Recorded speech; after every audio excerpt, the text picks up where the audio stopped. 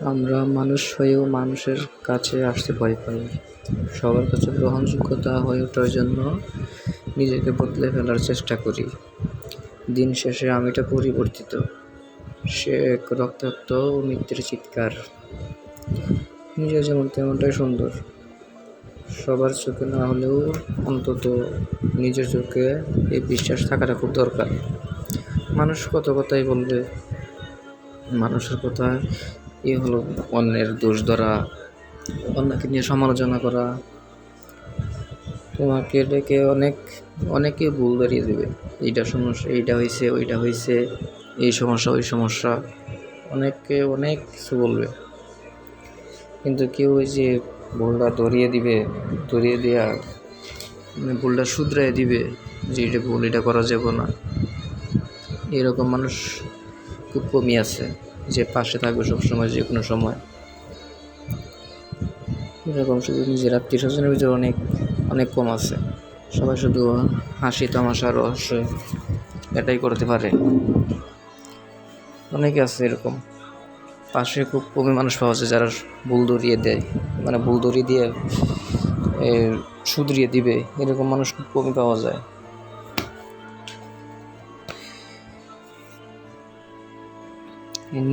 নিজের মতো রাখারই সবচেয়ে ভালো।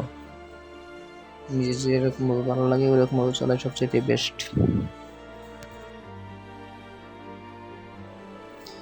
আপনি বিপদে পড়ে দেখেন, আপনি বিপদে পড়লে পাশে দাঁড়িয়ে মানুষ দেখবো, হাততালি দিব, কিন্তু খুব মানুষ আছে যারা এই বিপদের সময় উদ্ধার করতে আসবো বা সহযোগিতা করবে, এরকম মানুষ খুব কম পাওয়া যায়।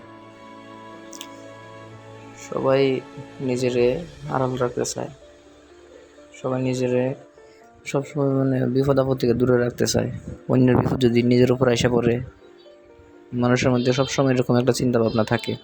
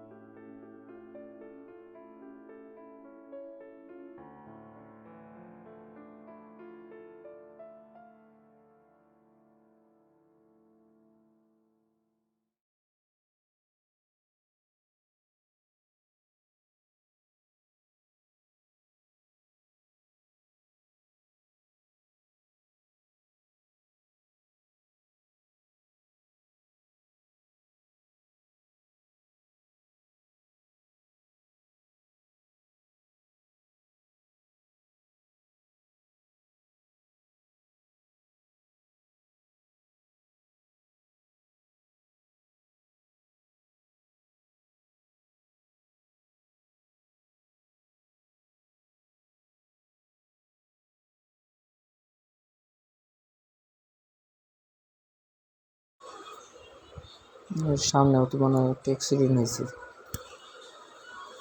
2টা বাস।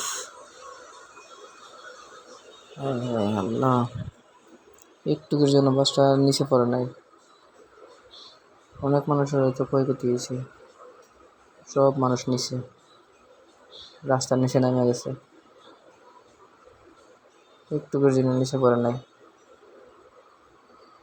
যদি নিচে পড়তো কত মানুষের প্রাণ হারাইতো, কত মানুষ আহত হইতো। আল্লাহ সবাইকে ভালো রাখুক, সুস্থতা দান করুক।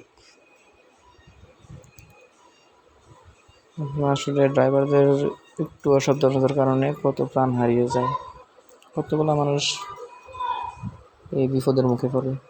ড্রাইভাররা যদি একটু ভালোভাবে সচেতন হয়ে গাড়ি ঘোড়া চালাইতো তাহলে এই সমস্যাটা হইতো না। সবসময় রেস দিব, অন্য গাড়ির সাথে তালাতালি করবো যে কে আগে যাব।